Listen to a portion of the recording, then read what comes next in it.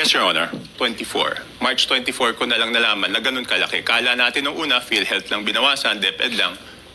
Later on, natuklasan ko po na yung mga flagship project o yung mga foreign assisted projects ay tinanggalan po nila ng pondo para maisingit yung mga pondo na gusto nila isingit doon sa BICAM. Alam po ba ninyo kung sino-sino yung miyembro ng small committee na binabanggit ninyo? Sa House of Representatives po. Opo. Yes po. Ang chairman po noon is si Congressman Saldico. Vice Chair si Congresswoman Stella Luz Quimbo po. Congressman Manix Delipe po, Your Honor. Congressman Nonoy Libanan po, Your Sa Honor. mga tweet, silang apat po ang nagkukompose ng small committee. Yes, Your Honor. Apat na tao lang pala ang gagawa ng mga bagay na inyong gusto sanang malaman kung anong nangyari. Tama po kayo, Your Honor. Yung apat na tao lang ang magdidi. Pwede bang i-ano ko lang yung USB na ayaw nila ipakita doon para mas madali kong mapaliwanag? Yun nga po yung gusto naming kung papayag Kasi kayo. mahirap puro kwento eh. Ito, may numero po to. This is Occidental Mindoro, 3.2 billion po yan. Occidental Mindoro, 3,105,759,000. Po na Romblon is 620 million. Ignon is 580,222,000. Camarines Norte, 550 million. Congressman Toby, I am very grateful that despite your very busy schedule, you made time to appear before us. Let me first ask you that in one of your hearings at the House of Representatives, where particularly the insertions have been discussed, I remember Representative Egay Erice and yourself were asking that Representative Elizalde Co be invited in order for him to shed light on the issues being taken up in that hearing. Am I correct, sir? Yes, Your Honor. And this came up after former Secretary Manny Bonoan told the committee that he does not know he does not know the persons responsible in putting the insertions during the BICAM conference. Is that correct? Your Honor, can I clarify that statement? Yes, please. Ganito po yung nangyari dyan, no? So nagsimula, ang una nag-interpellate ay si Congressman Erice. So sabi ni Congressman Erice, nung sa dulo na, sabi niya kay Secretary Bonoan, alam niyo ba kung ano yung amount na nadadagdag sa departamento pagdating sa BICAM? Ang sagot ni Secretary Bonoan at the time was that hindi namin alam dahil hindi naman kami part ng BICAM. Makikita na lang namin yan pagdating ng General Appropriations Act. So yun po yung pinagsimula nun. So ang sabi ni Congressman Erice nun, since hindi po alam ni Secretary Bonoan, ang taong dapat tanungin ay si Congressman Saldico. Kaya po siya nagmosyon na kung pwede, imbitahan ng committee si Congressman Saldico at yan po ay tinutulan yung motion niya ni Congressman Benny Abante. Bakit po tinutulan ni Congressman Abante? Parang ang sinasabi po nila nun is that hindi pa pwedeng maging resource person ang isang congressman. Kaya tinuloy ko po, kaya po ako nagsalita, humingi ako ng pasya kay Congressman Erice because he had the floor, if I could make a manifestation.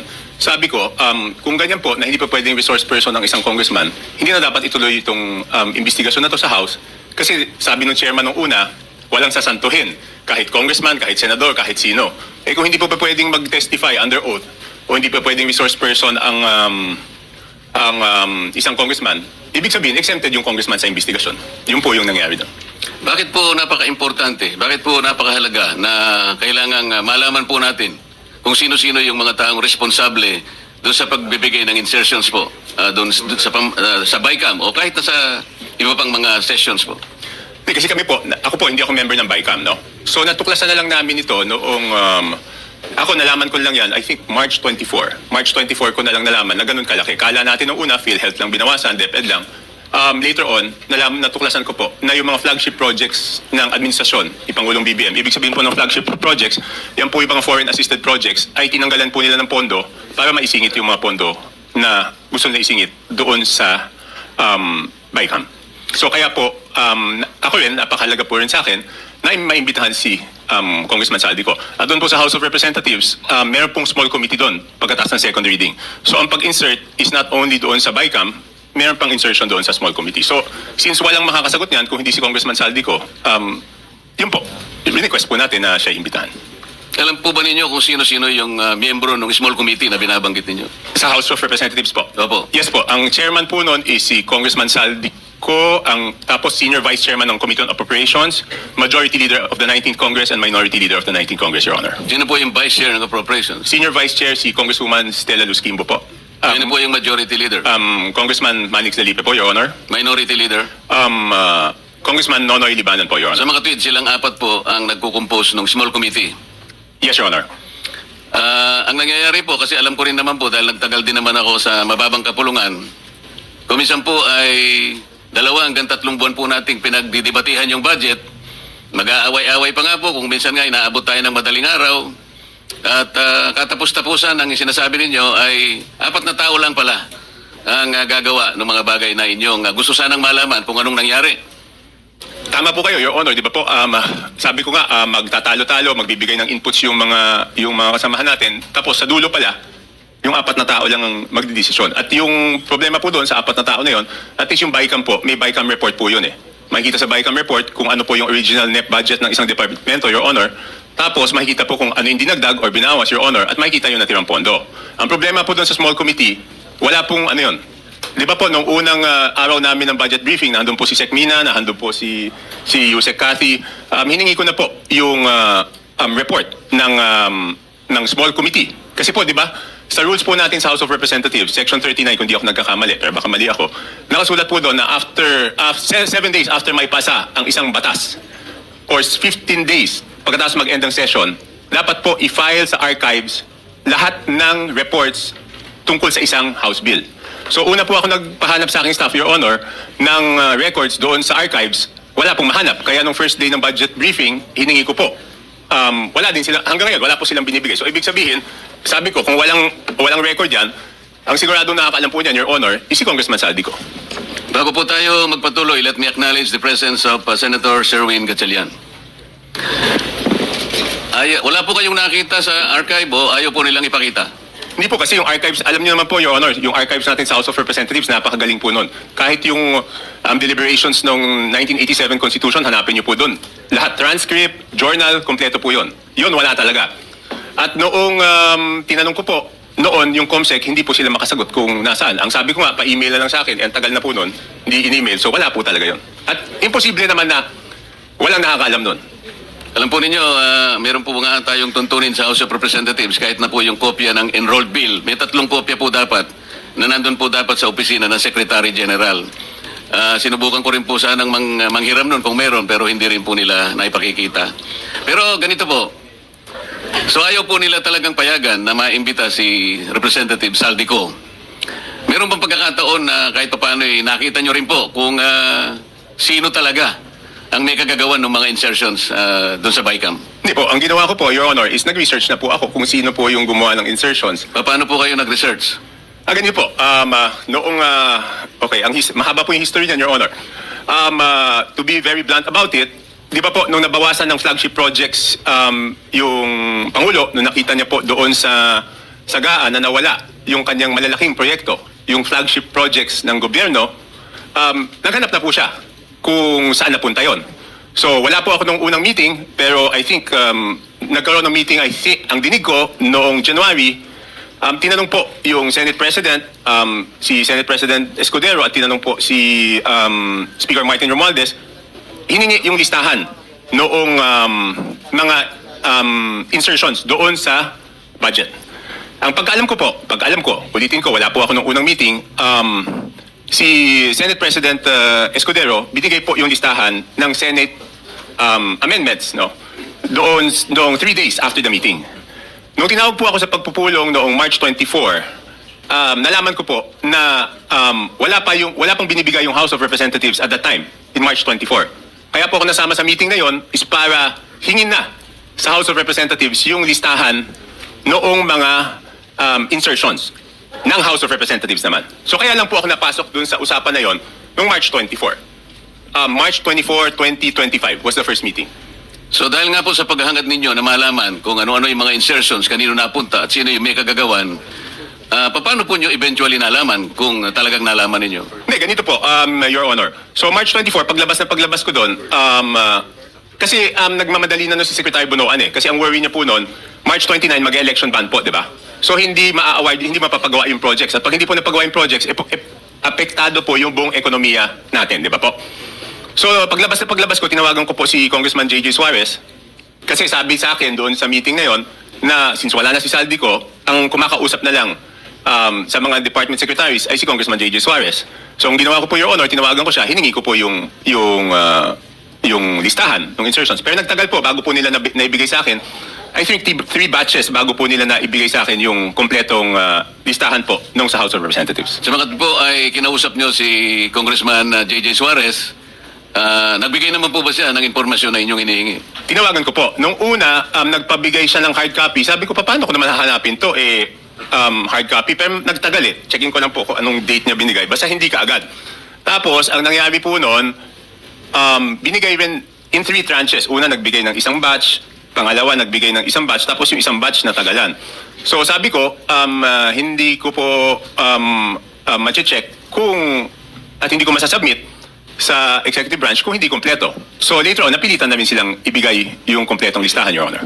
Ano po ang nakita ninyo nung ibigay nila ang kompletong listahan sa inyo? Hindi, ginawa ko lang, Your Honor, is pinagkumpara ko po yung, di ba po, admittedly, lahat naman po kaming congressman, pag nakita yung NEP, ang natural na tendency naman hihingi ng extra para sa aming distrito. Okay? So susulat po kami. At least ako, sumusulat ako. So syempre, nung binigay sa akin yung listahan, ang unang naisip ko noon, ang una ko pong naisip is, kung ikaw, congressman, hihingi ka para doon sa distrito mo. Hindi ka naman hihingi para sa ibang distrito. So minatch-match ko po yung data. Ang haba doon, hindi ko alam kung gaano karami. Ang una kong ginawa, kasi wala naman nakasulat na congressman doon. Ang nakasulat yung district. So para malaman ko yung congressman, hihingi ko po kay Yusek Katip. Pinadala ko sa kanya yung file, and she can confirm this, she's here. Sabi ko, Yusek, pakiisa-isa mo nga, lagyan mo ko sino yung congressman kasi gusto ko i-compare yung proponent tsaka yung congressional district. Kung congressional district, hindi ko naman kabisado kung sino yung congressman doon eh. So ang sabi ko sa kanya, pakilagay mo yung pangalan ng congressman. So binalik niya po sa akin. Pagkatapos noon, sabi ko po kay Congressman Suarez, ikaw naman, ilagay mo yung pangalan ng proponent. Sabi niya, bakit kailangan yung proponent? Kailangan siyempre malaman kung sino yung nag-request. So later on, matagal, hanggang nung sinabi ko, walang gagalaw dito, hindi ko ma-present ito. Kasi pinapaayos sa akin eh. Siyempre gusto ko, pag pinisenta ko po, dahil ako magpipresenta nun, kailangan kompleto yung data. So sabi ko, hindi ko masisimulan yung presentation kung hindi nyo ibibigay kung sino yung proponent. So later on, naibigay din. Hindi ko lang, wala lang yung telepono ko sa akin, Your Honor. Hindi ko ma-check na andun.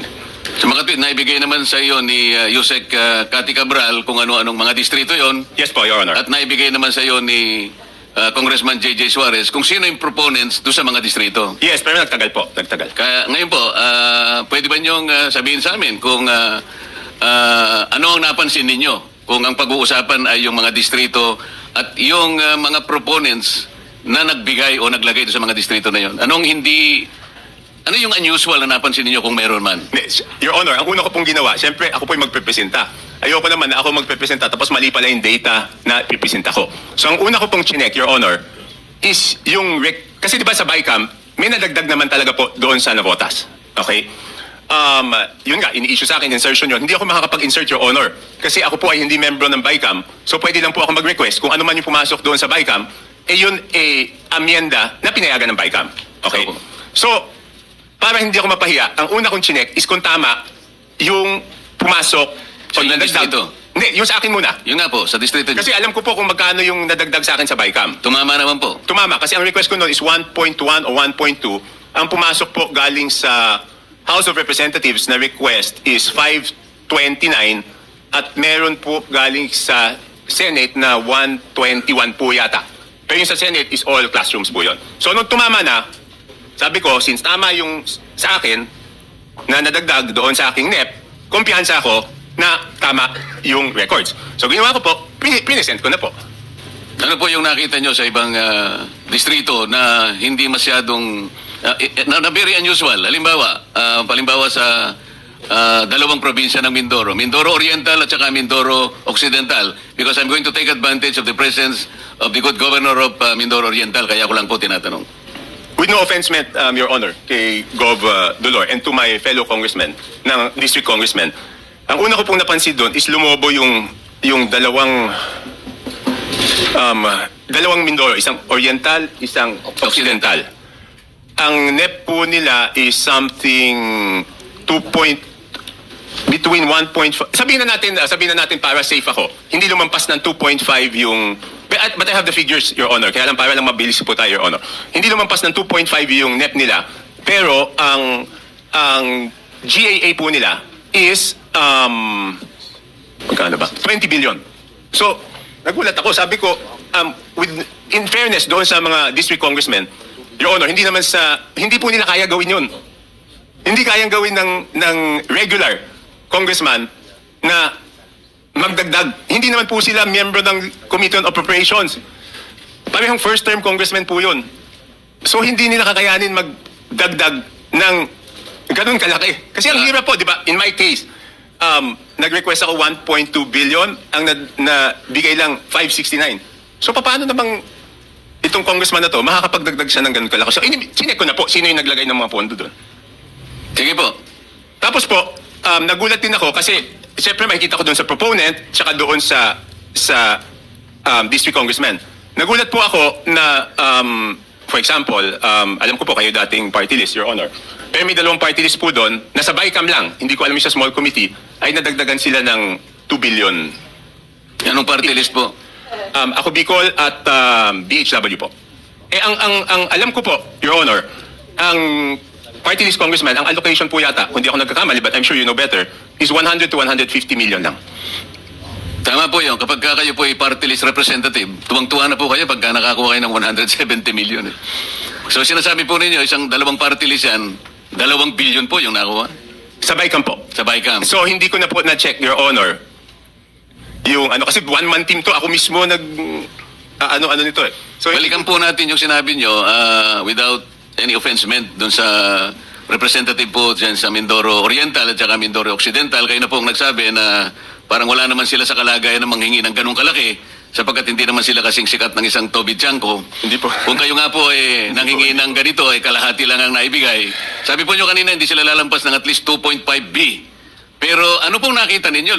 Naging 20 sa mga tweet. Magkano po yung nadagdag? Sangayon po doon sa inyong nakita. 17, ganyan, di ba? From 2, sabi mo 2.5 to 20, di 17.5. Tapos ang isang nakita ko po doon, under proponent, nagulat po ako, na yung proponent ng mga dagdag sa distrito na to, under BICAM, is si Congressman Saldico, na 13 billion. Sir, Your Honor, pwede bang i-ano ko lang yung USB na ayaw nila pakita doon para mas madali kong mapaliwanag? Yun nga po yung gusto namin kung papayag Kasi kayo. mahirap puro kwento eh. Ito, may numero po to. Bigyan natin ng kopya po yung Blue Ribbon Committee. May I direct staff of the Blue Ribbon Committee to please secure the copy from Congressman Tiangco para makita po natin yung binabanggit niya. Ipakita po natin sa sa screen. Let me acknowledge also the presence of Senator Rapi Tulfo.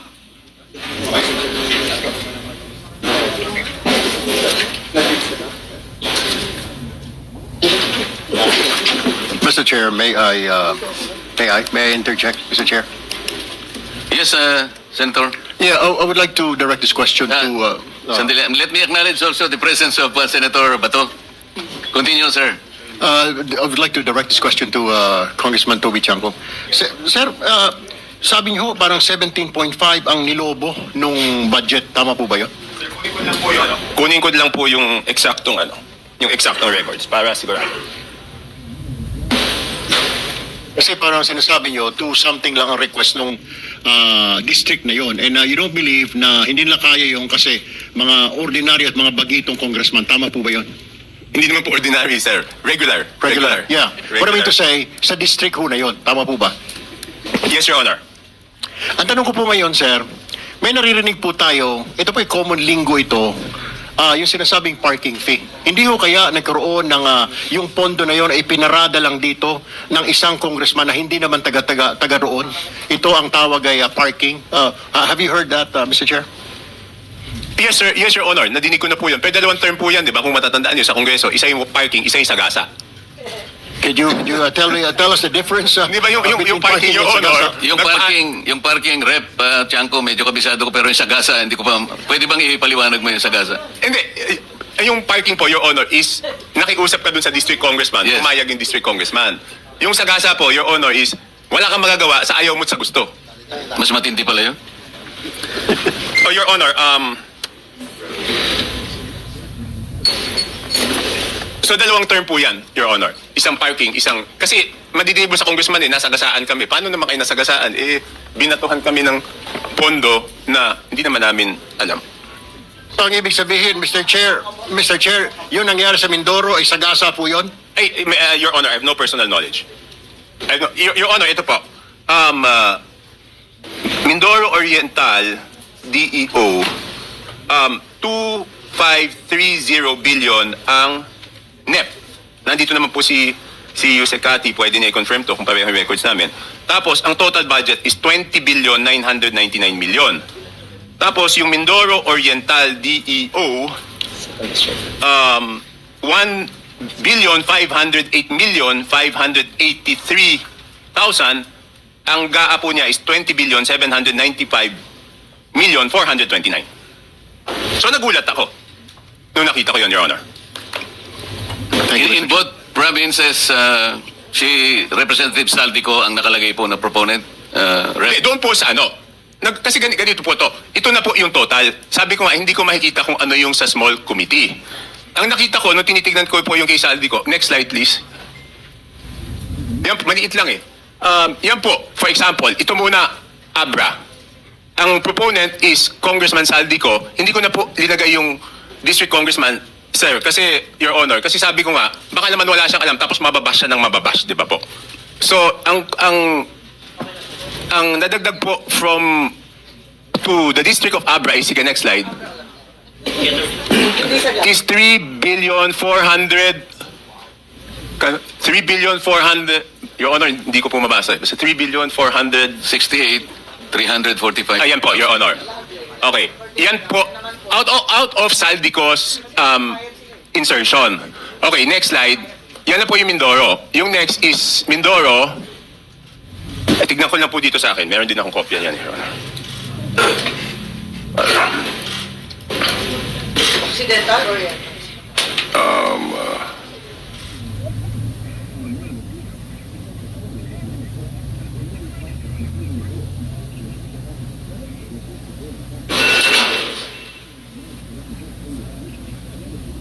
Next is Occidental Mindoro. 3.2 billion po yan na nadagdag. Okay, next is Oriental Mindoro. 3 billion 105 million 759. Next is total po ng Romblon is 620 million. Tapos next po, Bukidnon is 580 million 222,000. I would like to clarify, Your Honor, I will make it clear, hindi po ito district ni Congressman Joe Zubiri. Hindi po. Just to clarify, hindi niya distrito yan. Tapos yan, sunod-sunod na po. Itong Camarines Norte, 550 million. Itong, ano ba yung sumunod? Batangas, 429. Meron pa pala ulit na Mindoro, hindi ko alam bakit nahiwalay ito, baka ibang district ito, 400 million. And then Sarangani, 300. So next slide, pag tinotal niyo po, yan, magbabalanse po yan. 13 billion, 803 million, 693 with Congressman Saldico as proponent. And pag tinotal mo yung district, yung subtotal, 13 billion, 803 million, 693,000, Your Honor.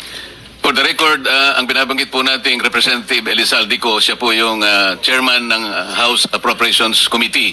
Sa makatwid po, Rep. Toby, kung titingnan po natin at pagbabasihan, ito pong nakalap po ninyong impormasyon, lumalabas po na si Rep. Saldico ay siyang proponent ng halos 13.8 billion. Hindi natin malaman kung ito pinarada o sinagasa. Yun po ba ang ating conclusion? Kasi, ginanong na po yung ilang congressman dyan, sabi na hindi amin yan, hindi namin ni-request yan. So, hindi ko na po, hindi na ako nagtanong kung parada yan or Sagasa. Ang sinasabi ko lang po is, yan po yung nakita ko. Kasi normally, kung kunyari, yan po yung request ko, dapat ako yung proponent. At ako rin po yung congressional district. So, pag magkaiba, magtataka kayo, bakit eh? Chair, baka may dadagdag si Gob, Dolor, dahil puro Mindoro ang binabanggit. Yun nga po, may I take advantage of your presence, Gob. Total, nababanggit naman po ang inyong probinsya. Siguro po, makapagsalita kayo sang ayon po doon sa revelations po ni Representative Toby. Your Honor, nag-request po ako kay Gov. Dolor. Tapusin ko lang, mabilis na lang to eh. Okay. Yes. So makikita ko po, yung Ako Bicol, yan po, ang BICAM is 2,295 million. Next slide. Yan. Next slide. Yan. Ang Ako Bicol, ang ano po niya, ang napunta po sa BICAM pa lang is 2,295 million. Again, hindi ko alam yung small committee. And then yung BHW po, ang total is 2,064. At ito po, Your Honor, buti na lang naagapan to kasi po, hanggang ngayon, hindi po rinirelease yan. Kasi nung natuklasan na ganyan, nakakapagduda, hindi po rinirelease.